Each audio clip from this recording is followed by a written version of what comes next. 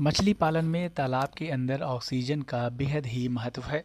अगर तालाब में ऑक्सीजन की कमी हो जाती है तो इससे मछलियों का दम घुटने लगता है और उनकी ग्रोथ तेज़ी से कम हो जाती है। मछलियाँ तनाव में आ जाती हैं और बीमार पड़ने लगती हैं। कई बार मछलियों के शरीर पर लाल चकत्ते जैसी बीमारी भी हो जाती है। जब मछलियों में तनाव बढ़ता है तो वह फीड को भी सही से नहीं खा पाती हैं। इससे उनका विकास रुक जाता है और कई बार तो मछलियाँ ऑक्सीजन लेने के लिए तालाब से बाहर कूद जाती हैं। इससे भी उनकी मौत हो जाती है। भारत सरकार के मत्स्य पालन विभाग के एक्सपर्ट का कहना है कि ऑक्सीजन की कमी से मछलियों के लिए संकट बढ़ जाता है। तालाब का संतुलन भी तेज़ी के साथ बिगड़ जाता है, जिससे मछली पालन के काम में सिर्फ और सिर्फ नुकसान होता है।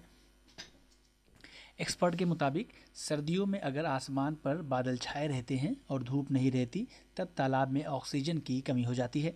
इसके अलावा बर्फ़ जमने से भी सतह पर हवा का संपर्क टूट जाता है। इससे भी ऑक्सीजन की कमी हो जाती है।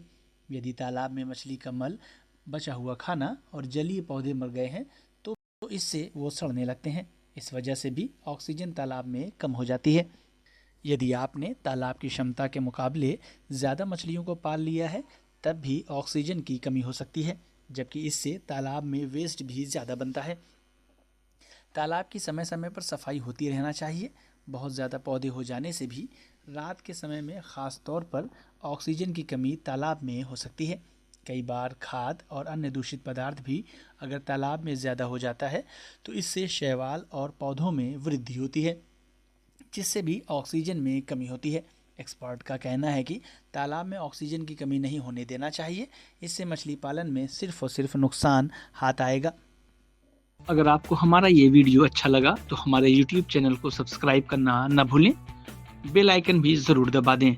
इस तरह के वीडियोस को देखने के लिए फेसबुक और इंस्टाग्राम पेज को भी फॉलो करें।